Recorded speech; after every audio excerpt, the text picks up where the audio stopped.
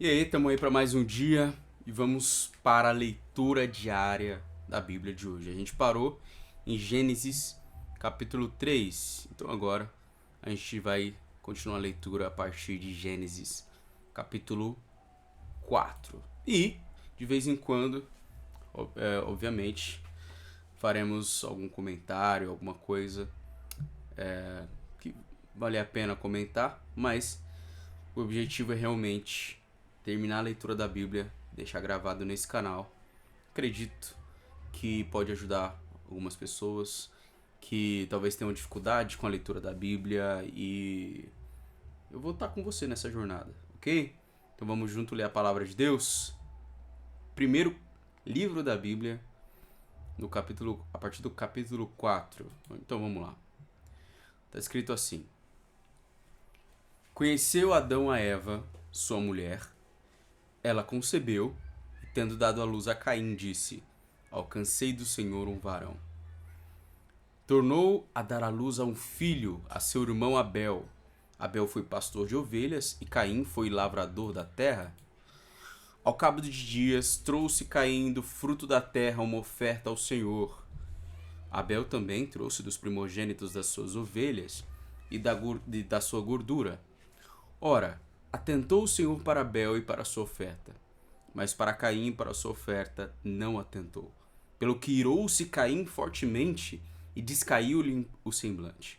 Descaiu-lhe o semblante. Então o Senhor perguntou a Caim: Por que tiraste? E por que está descaído o teu semblante? Porventura, se procederes bem, não se há de levantar o teu semblante? E se não procederes bem, o pecado jaz à porta, e sobre ti será o seu desejo, mas sobre ele tu deves dominar. Então, a consequência do ato, da ação, da escolha de Adão e Eva em pegar do fruto do conhecimento do mal está aqui. Antes, o pecado não nos afetava. Antes, o pecado não tinha influência sobre nós. Mas a partir daquele momento, o pecado começou a exercer influência no coração do homem e da mulher. E Deus fala para Caim: olha, o pecado já está à porta do teu coração. Agora é tua responsabilidade dominar sobre esse desejo, sobre os teus impulsos, sobre essa... A gente comentou ontem sobre o que Tiago escreveu de como nasce o pecado, a concupiscência, o desejo. Deus está falando: sobre ele tu deves dominar. Versículo 8. Falou Caim com seu irmão Abel, e estando eles no campo, Caim se levantou contra seu irmão e o matou. Então, o primeiro assassinato na história da humanidade. Caim mata seu irmão Abel. O que seria um símbolo de toda a história da humanidade, não é? Continuamente, povos se degradando, povos e nações se dividindo-se, cidades, países, estados, grupos, pessoas se dividindo e um se levantando contra o outro. E, infelizmente, essa guerra termina em morte, não é? A gente vê dois irmãos, o povo de Israel e os árabes, são irmãos, filhos de Abraão, e um constantemente está em guerra com o outro. Desde o princípio é assim. Versículo 9. Perguntou, pois, o Senhor a Caim: Onde está Abel, teu irmão? Respondeu ele: Não sei. Sou eu, guarda do meu irmão. Olha só. Imagine só, Deus te interpela sobre algo e você responde para Deus. Eu tenho alguma coisa a ver com isso? E disse Deus: Que fizeste? A voz do sangue de teu irmão está clamando a mim desde a terra. Agora, maldito és tu desde a terra, que abriu a sua boca para da tua mão receber o sangue do teu irmão. Quando lavrares a terra, não te dará mais a tua força. Fugitivo e vagabundo serás na terra. Essa é a maldição sobre Caim. Então disse Caim ao Senhor: É maior a minha punição do que a que eu possa suportar? Eis que hoje me lanças da face da terra. Também da tua presença ficarei escondido. Serei fugitivo e vagabundo na terra, e qualquer que me encontrar matar-me-á. Então Caim está falando, olha, você está me amaldiçoando? Está proferindo sobre mim a consequência do meu pecado? Mas alguém que me encontrar pode pecar também, ou cometer esse mesmo pecado. E aí? E aí Deus está dizendo, versículo 15, o Senhor, porém, lhe disse, portanto, quem matar a Caim, 7 vezes sobre ele cairá a vingança. E pôs o Senhor um sinal em Caim para que não o ferisse quem quer que o encontrasse. Tem algumas interpretações sobre o que seria esse sinal, mas vamos continuar a leitura, até porque vamos focar nos detalhes macro ao invés dos detalhes micro, tá? E aí o que for possível de trazer para o texto, a gente traz. Do contrário, vamos continuar com a leitura. Então, versículo 16. Então saiu Caim da presença do Senhor e habitou na terra de Nod, ao oriente do Éden. Conheceu Caim a sua mulher, a qual concebeu. Alguns perguntam, quem era a mulher de Caim, né? Provavelmente um parente próximo ou distante, até porque, no princípio, o homem vivia centenas de anos. Então, a multiplicação tinha uma escala maior, por conta do tempo de vida de cada geração. Então, essas primeiras gerações, a quantidade de anos de vida era muito maior. Então, conheceu Caim a sua mulher, a qual concebeu e deu à luz a Enoque. Caim edificou uma cidade e lhe deu o nome do filho Enoque. A Enoque nasceu Irade. Irade gerou a Meujael, e Meujael gerou a Metusael, e Metusael gerou a Lameque. A Bíblia ela vai trazer constantemente genealogias. Ou seja, cada geração e a linhagem de cada homem, principalmente essas primeiras gerações do princípio. Isso é também para nos dar uma indicação de historicidade, de não apenas um relato, não é algo simbólico, é algo que aconteceu. É um registro de algo que realmente aconteceu. E aí, de acordo com a linhagem de cada um, a Bíblia vai contando as histórias. Então Lameque, versículo 19, Lameque tomou para si 2 mulheres, o nome de uma era Ada e o nome da outra Zila. Então, o primeiro registro aqui nós temos de um casamento que não é apenas de um homem e de uma mulher. Não é o primeiro registro. E Ada deu à luz a Jabal, este foi o pai dos que habitam em tendas e possuem gado. O nome do seu irmão era Jubal, este foi o pai de todos os que tocam harpa e flauta. A Zila também nasceu um filho, Tubal-Caim, fabricante de todo instrumento cortante de cobre e de ferro. E a irmã de Tubal-Caim foi Naama. Disse Lameque às suas mulheres, Ada e Zila, ouvi a minha voz. Escutai, mulheres de Lameque, as minhas palavras, pois matei um homem por me ferir e um mancebo por me pisar. Se Caim há de ser vingado 7 vezes, com certeza Lameque o será 77 vezes. Percebe? Essas primeiras gerações muito provavelmente estão coexistindo com Adão e Eva. Então, tudo o que aconteceu e todo o relato do que aconteceu desde o princípio e como a história é transmitida, muito provavelmente é nessa lógica verbal de pai para filho, até por conta dessa coexistência das testemunhas oculares do que Deus fez. Versículo 25. Tornou Adão a conhecer sua mulher, e ela deu à luz um filho, a quem pôs o nome de Sete. Porque disse ela, Deus me deu outro filho em lugar de Abel, porquanto Caim o matou. A Sete também nasceu um filho, a quem pôs o nome de Enos. Foi nesse tempo que os homens começaram a invocar o nome do Senhor. Então, desde Abel, que teve um relacionamento diferenciado com Deus, havia esse gap. E aí, quando nasce Sete, o filho de Sete, na verdade, a quem pôs o nome de Enos, voltou o tempo em que os homens começaram a invocar o nome do Senhor. Capítulo 5. Este é o livro das gerações de Adão, no dia em que Deus criou o homem, à semelhança de Deus o fez. Homem e mulher os criou e os abençoou, e os chamou pelo nome de homem, Adão, no dia em que foram criados. Adão viveu 130 anos, gerou um filho à sua semelhança, conforme a sua imagem, e pôs-lhe o nome de Sete.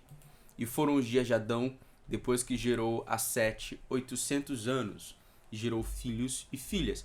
Paulo, é literal esses 800 anos? Será que a contagem do tempo não estava adequada? Bom, segundo a narrativa bíblica, só lá na época de Noé que Deus vai falar, não, o homem, a gente vai ver isso mais pra frente, o homem é mau desde a sua infância, desde a sua meninice, o homem tem uma inclinação pro mal, portanto eu vou limitar os anos do ser humano para 120 anos. A gente vai ver isso mais pra frente, mas sim, dentro da narrativa bíblica, as primeiras gerações tinham essa média de tempo de vida de 800, 900 anos. E aí, continuando, e foram os dias de Adão depois que gerou a Sete, 800 anos, gerou filhos e filhas. Todos os dias que Adão viveu foram 930 anos e morreu. Sete viveu 105 anos e gerou a Enos. Viveu Sete depois que gerou a Enos 807 anos e gerou filhos e filhas. Todos os dias de Sete foram 912 anos e morreu. Enos viveu 90 anos e gerou a Quenã. Viveu Enos depois que gerou a Quenã 815 anos e gerou filhos e filhas. Todos os dias de Enos foram 905 anos e morreu. Quenã viveu 70 anos e gerou Maalalel. Viveu Quenã depois que gerou a Maalalel 840 anos e gerou filhos e filhas. Todos os dias de Quenã foram 910 anos e morreu. Maalalel viveu 65 anos e gerou a Jared. Viveu Maalalel depois que gerou a Jared 830 anos e gerou filhos e filhas. Todos os dias de Maalalel foram 895 anos e morreu. Jared viveu 60... Retrocedi um versículo, né? Versículo 19. Viveu Jared depois que gerou a Enoque 800 anos e gerou filhos e filhas. Todos os dias de Jared foram 962 anos e morreu. Enoque viveu 65 anos e gerou a Matusalém. Andou Enoque com Deus depois que gerou a Matusalém 300 anos e gerou filhos e filhas. Todos os dias de Enoque foram 365 anos. Olha só, Enoque é na minha visão, um segundo grande personagem após Abel. Por quê? Enoque, ele vai viver 365 anos. E segundo o relato bíblico, por andar com Deus, Deus o tomou para si. Ele foi transladado. E aí lá em Apocalipse, nós temos a narrativa desses dois profetas que eles voltam eles são trazidos à Terra para confrontar o reino do anticristo, da besta, enfim. Então, algumas interpretações, né, o que imagino que pode ser que seja o que vai acontecer. Enoque retorna com Elias também, talvez, ou Moisés. Mas Enoque e Elias são essas duas figuras do relato bíblico do Antigo Testamento que são tomados por Deus, que não experimentam a morte. Então, é um ponto interessante, eles não experimentaram a morte. Eles são tomados por Deus ainda sem ter passado pela morte. Interessante isso. Versículo 24. Enoque andou com Deus e não apareceu mais porquanto Deus o tomou. Matusalém viveu 187 anos e gerou a Lameque. Viveu Matusalém depois que gerou a Lameque 782 anos e gerou filhos e filhas. Todos os dias de Matusalém foram 969 anos e morreu. Matusalém vai ser a figura bíblica que mais vai viver por mais tempo. 969 anos. Lameque viveu 182 anos e gerou um filho, a quem chamou Noé. E aí que a gente começa um relato, a gente começa a construção da história do dilúvio, dessa separação entre essas gerações dos primeiros anos, desde a criação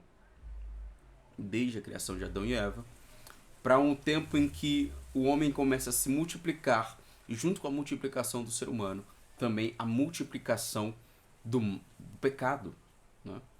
Então, viveu Lameque depois que gerou a Noé 595 anos, gerou filhos e filhas. Todos os dias de Lameque foram 777 anos e morreu. Versículo 32. E era Noé da idade de 500 anos e gerou a Sem, Cã e Jafé. Então, Sem, pai dos semitas, Israel, enfim. Cão, muito provavelmente, pai dos egípcios e o povo que vai dominar ali a região de Canaã, né? Que é Canaã vai ser denominada após o filho de Cão, e Jafé. Então, a partir desses três, toda a humanidade vai ser reconstruída. Então vamos continuar aqui a narrativa bíblica a partir do capítulo 6. Sucedeu que, quando os homens começaram a multiplicar-se sobre a terra, eles nasceram filhas, viram os filhos de Deus que as filhas dos homens eram formosas, e tomaram para si mulheres de todas as que escolheram. Então disse o Senhor. É interessante esse ponto, porque algumas pessoas vão dizer que os filhos de Deus são, dentro desse relato bíblico, seres espirituais que conhecem as mulheres. Mas algumas outras podem dizer que era a linhagem dos filhos de Deus, a linhagem por exemplo, de Sete, daqueles que seguiam a Deus. Não sei, não sabemos. São algumas interpretações teológicas. Então, versículo 3. Então disse o Senhor: o meu espírito não permanecerá para sempre no homem, porquanto ele é carne, mas os seus dias serão 120 anos. O que Deus está falando? O meu espírito, ele está falando o espírito de vida, o fôlego de vida que Deus soprou no homem. Então, versículo 4. Naqueles dias estavam os nefilins na terra. E também depois, quando os filhos de Deus conheceram as filhas dos homens, as quais lhe deram filhos, esses nefilins eram os valentes, os homens de renome que houve na antiguidade. Algumas interpretações, algumas versões se referem como gigantes, nefilins como gigantes na terra. Algumas interpretações dizem que esse termo gigantes não era em questão de estatura, mas em questão de fama, de poder, de autoridade, de serem conhecidos. Outras versões acreditam que eram realmente gigantes, assim como foi Golias. Então, versículo 5. Viu o Senhor que era grande a maldade do homem na terra, que toda a imaginação dos pensamentos do seu coração era má continuamente, consequência da separação de Deus e o pecado. Então arrependeu-se o Senhor de haver feito o homem na terra, e isso lhe pesou no coração. E disse o Senhor: destruirei da face da terra o homem que criei, tanto o homem como o animal, os répteis e as aves do céu, porque me arrependo de os haver feito. Noé, porém, achou graça aos olhos do Senhor. Então, estas são as gerações de Noé. Era homem justo e perfeito em suas gerações e andava com Deus. Gerou Noé 3 filhos, Sem, Cão e Jafé. Algumas versões dizem Cã, Sem, Cã e Jafé. A terra, porém, estava corrompida diante de Deus e cheia de violência. Viu Deus a terra, e eis que estava corrompida, porque toda a carne havia corrompido o seu caminho sobre a terra. Então disse Deus a Noé: o fim de toda a carne é chegado perante mim, porque a terra está cheia de violência, cheia da violência dos homens. Eis que os destruirei juntamente com a terra. Faze para ti uma arca de madeira de gófer, farás compartimentos na arca e revestirás de betume por dentro e por fora. Desta maneira a farás. O comprimento da arca será de 300 côvados, a sua largura de 50 e a sua altura de 30. Côvado é uma medida que geralmente é a partir do cotovelo até a ponta dos dedos. Uma média de 45 centímetros. Então toda vez que a Bíblia se referir a côvados, está falando de uma contagem mais antiga de média de 45 centímetros. Versículo 16. Farás na arca uma janela e lhe darás um côvado de altura, e a porta da arca porás no seu lado. Falaás com andares baixo, segundo e terceiro. Porque eis que eu trago o dilúvio sobre a terra para destruir de debaixo do céu toda a carne em que há espírito de vida, tudo que há na terra expirará. Mas contigo estabelecerei o meu pacto. Entrarás na arca tu e contigo os teus filhos, tua mulher e as mulheres de teus filhos. De tudo que vive, de toda a carne, 2 de cada espécie farás entrar na arca, para os conservares vivos contigo, macho e fêmea serão. Das aves segundo as suas espécies, do gado segundo as suas espécies, de todo réptil da terra segundo as suas espécies, 2 de cada espécie virão a ti, para conservares em vida. Leva contigo de tudo que se come, e ajuntá-o para ti, e te será para alimento, a ti e a eles. Assim fez Noé, segundo tudo que Deus lhe mandou, assim o fez. Então vamos parar aqui no capítulo 6. Essa média de 3 capítulos por dia. Acredito que é uma média interessante. Bom, a partir desse momento, Noé ele vai trazer, segundo a ordem de Deus, vai juntar todos os animais na arca, e aí vai começar o grande dilúvio. E a partir disso, o renascimento ou a nova origem, a partir disso, toda a humanidade vai se multiplicar novamente. Então, é isso. É isso por hoje, 3 capítulos, né? E a gente continua nos próximos dias, se Deus quiser. Abraço, até a próxima.